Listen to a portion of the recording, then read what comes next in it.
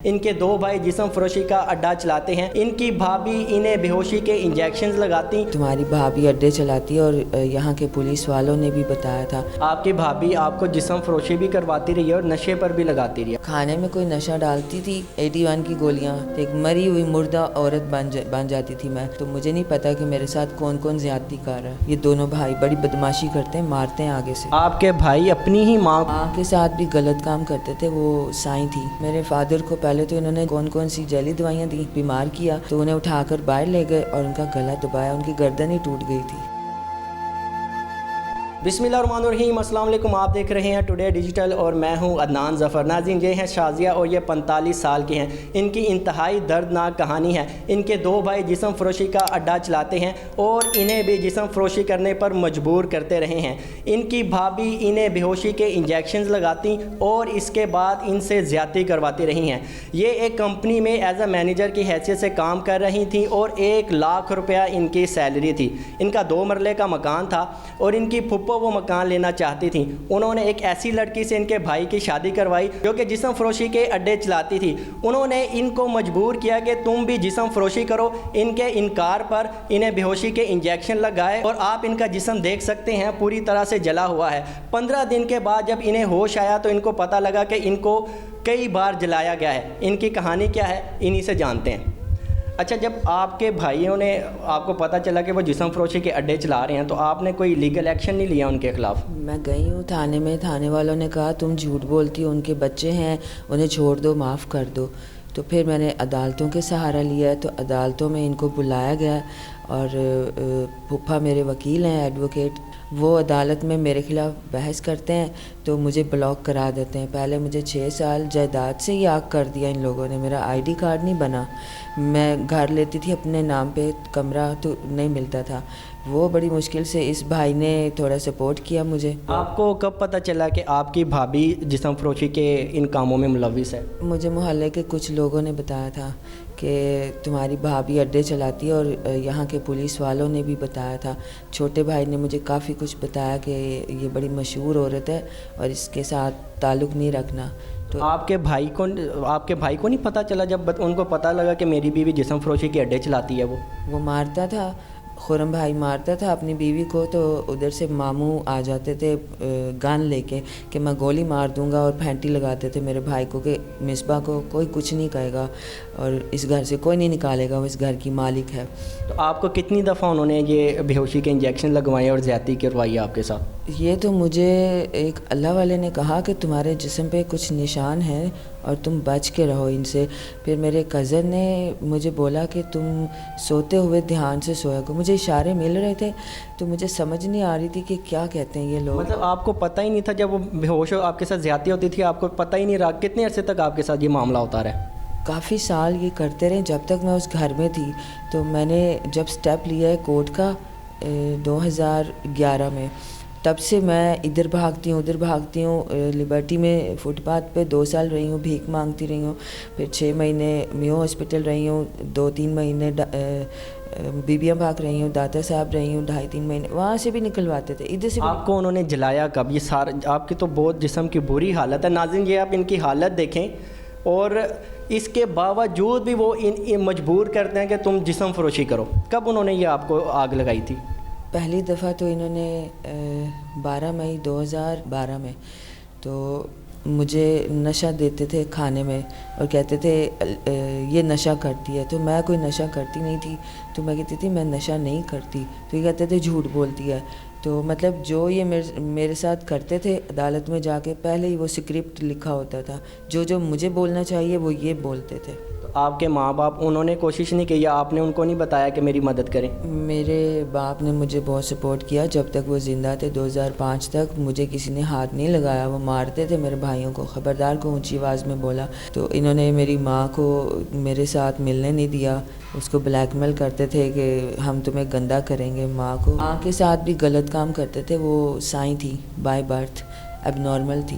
اللہ اکبر. مطلب آپ کی ماں اب نارمل تھیں اور آپ کے بھائی اپنی ہی ماں کے ساتھ زنا کرتے تھے؟ میرے ابو کو یہ پتہ چلا کہ یہ ماں اور بہن کے ساتھ دونوں بھائی غلط کام کرتے ہیں، تو انہوں نے ان دونوں کو جائیداد سے آگ کر دیا تھا وصیت میں. تو انہوں نے نئی وصیت تیار کرائی ہے. پھپھو ان پھوپھو کے ہسبینڈ ایڈوکیٹ چودھری انیس الرحمان سے.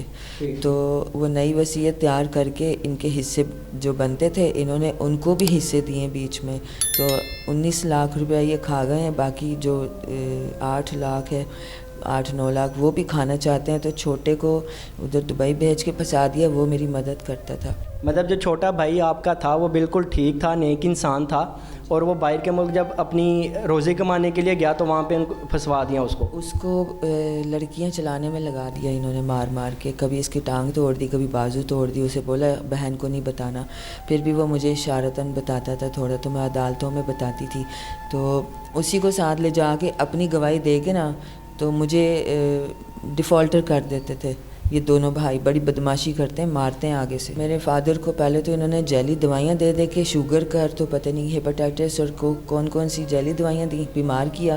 پھر وہ کمزور اتنے ہو گئے کہ انہیں بے ہوشی کا انجیکشن دے گے کہ شوگر کا انجیکشن ہے, تو انہیں اٹھا کر باہر لے گئے اور ان کا گلا دبایا, ان کی گردن ہی ٹوٹ گئی تھی. مطلب آپ کے جو بھائی ہیں انہوں نے اپنے والد کو پہلے تو انجیکشن دیتے رہے ہیں شوگر کے اور دوسرے, اور بعد میں ان کا گلا دبا کے انہیں مار دیا.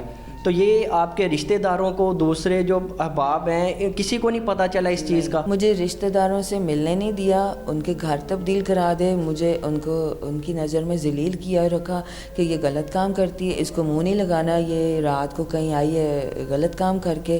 تو صبح فون پہ بھائی بتا رہا ہے, کاشف بھائی اور خرم بھائی بھی گھروں میں جا کے رشتہ داروں کو بتا رہا ہے کہ وہ بہت غلط کام کرتی ہے. اچھا, مطلب مین جو مجرم ہے آپ کی بھابھی, وہ اور آپ کے جو بھائی ہیں وہ معاشرے کی نظر میں ایک نیک پارسا بنے رہے ہیں, اور آپ جو ایک ٹھیک عورت تھیں آپ کو بدنام کر دیا کہ یہ جسم فروشی کرتی ہے اور اس کاموں میں ملوث ہے. ہاں جی, میرے پہ سارا مدعا ڈال کے مجھے ہی گندہ کر دیتے تھے. اور کہتے پولیس جو پکڑتی تھی تو کہتے تھے ہمارے بچے ہیں, اس کا تو کوئی بھی نہیں ہے, تو ہمیں چھوڑ دو. تو پولیس صرف ان کے بچوں کی وجہ سے ان کو چھوڑتی آئی ہے.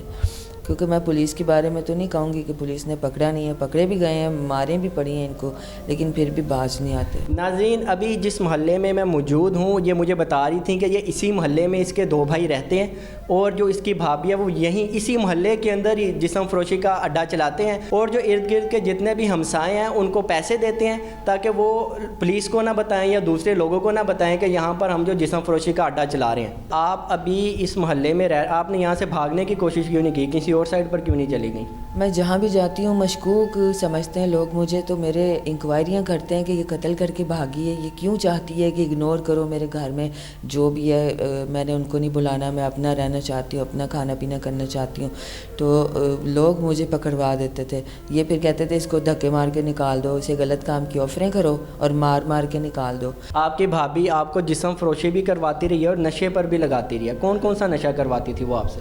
کھانے میں کوئی نشہ ڈالتی تھی, 81 کی گولیاں. تو میں جیسے ہی کھانا کھاتی مجھے نیند آتی تھی, یہ میرا انتظار کرتے تھے سو گئی ہے, تو پھر وہ انجیکشن یہاں لگایا, یہ نشان کچھ ہیں میرے پیر کے اوپر, یہاں بلیک نشان بنے ہوئے کہ یہاں انجیکشن لگاتے تھے. تو آپریشن تھیٹر میں جیسے کوئی مریض مر جاتا ہے نا, تو ایک مری ہوئی مردہ عورت بن جاتی تھی میں. تو مجھے نہیں پتہ کہ میرے ساتھ کون زیادتی کر رہا ہے, تو اب رشتہ داروں کو بتانے نہیں دیتے کہ خبردار کسی کو بتایا. ابھی اپنے بھائیوں کے لیے کیا کہنا چاہیں گے آپ؟ میں یہ کہنا چاہوں گی کہ میرا چھوٹا بھائی میرا سہارا تھا, اس پہ انہوں نے غلط الزام لگا کے دبئی میں جیل میں بند کرایا ہوا ہے, اور اس کی میرے سے فون پہ بات نہیں کرانے دیتے. یعنی کہ انہوں نے اغوا کیا ہوا اس کو کہ ابھی 2.5 سال بعد آئے گا وہ, اس کی 3 سال کی سزا ہے, اور انہوں نے اسے مار کے تو ہجڑا بنا دیا ہے وہاں کی پولیس نے. کیونکہ وہاں جو ڈیلر لڑکیاں گئے تھے وہ ان سے انہوں نے پیسے دے کے ان سے غلط بیان کروایا, میرے بھائی کے اوپر لگایا کہ ہمیں اس نے بھیجا, ہمیں یہ لے کے آیا, ہمیں اس نے سپلائی کیا, اور میرے بھائی کا اس میں کوئی لینا دینا نہیں تھا. ناظرین, ہم 21ویں صدی میں رہ رہے ہیں, اور یہ ریاست مدینہ ہے جہاں پر اس قوم کی بیٹی کے ساتھ یہ ماجرا ہوتا ہے کہ اس کے اپنے ہی بھائی اس کو جسم فروشی پر لگاتے ہیں, اس کے اپنے ہی بھائی اپنی ماں سے ज़्यादती करते हैं, अपने बाप का गला दबाकर उसे कत्ल कर देते हैं। इन्हें नशे की लत लग चुकी है, ये नशा करने पर मजबूर हैं क्योंकि इनकी भाभी इनसे नशा करवाती रही है। आप लोगों से इतनी रिक्वेस्ट है कि ये अब अपने भाइयों के साथ नहीं रह सकती। इनके कोई भी रिश्तेदार इन्हें अपने साथ नहीं रखना चाहता क्योंकि उनके नज़दीक ये एक जिस्म फरोश औरत हैं और जिस्म फरोशी करती हैं। आप लोगों से रिक्वेस्ट है कि इनकी मदद कर दें ताकि ये एक महफूज जगह पर रह सके और अपनी बकिया ज़िंदगी आसानी के साथ गुजार सकें। नाज़रीन, ये एक बाहिम्मत खातून हैं और अपना रिज़्क़ हलाल कमा सकती हैं। इनका नंबर हम अपनी स्क्रीन पर चला देंगे। जो लोग दर्द दिल रखते हैं, जो लोग खौफ खुदा रखते हैं, वो इनकी मदद कर सकते हैं। इसी के साथ अपने मेज़बान अदनान ज़फ़र को इजाज़त दीजिए। एक और नई वीडियो के साथ दोबारा आपकी खिदमत में हाजिर होंगे। अल्लाह हाफ़िज़।